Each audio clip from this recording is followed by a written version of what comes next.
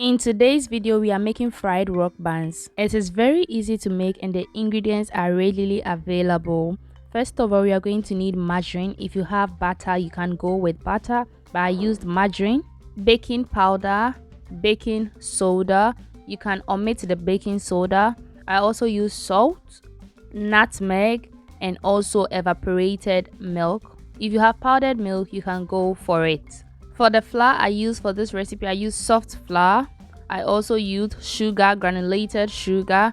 If you prefer brown sugar, go for it. In my bowl, I have 2.5 cups of soft flour. I added half a teaspoon of baking powder, a quarter teaspoon of baking soda.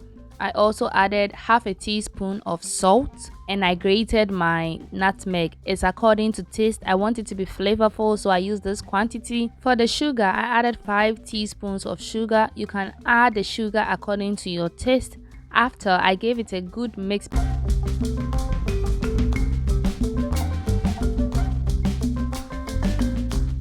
After, I add my margarine and also I use my palm or fingers to mix it together to get the breadcrumbs texture. You can use spoon for this phase as well, but I prefer to use my hand because it is a lot faster and quicker for me. After mixing it very well, I then proceed to add or dilute my milk with water and then add it to the flour.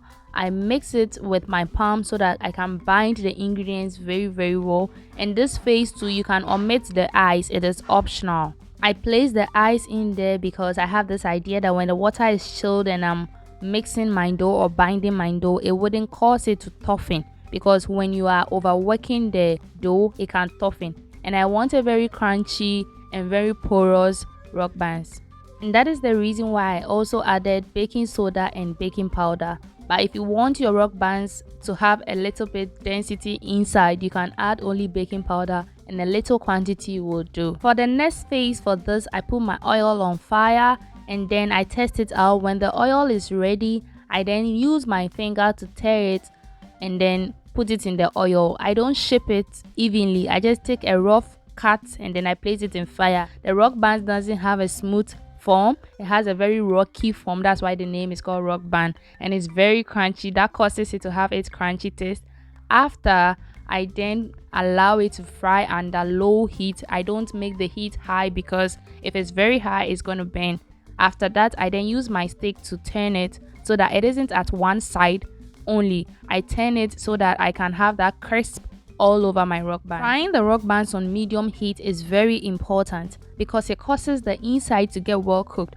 When the flames or the fuel or the fire is very high, the outside will get crispier, but the inside will still have its flour taste. So frying it on a low heat makes it well cooked and gives it a very beautiful and awesome taste. So I leave it on fire to cook and then I now take it out when it's ready.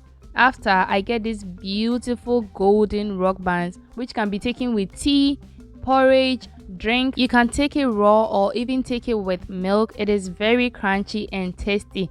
After, I give it a taste test and it's very delicious. So I finished, I packaged it and then we consume. If you enjoyed this video, don't forget to like, share to your friends and family. Make sure you comment down below. Please don't forget to like today's video. Thank you for 2K. I love you all. Until next time, stay blessed.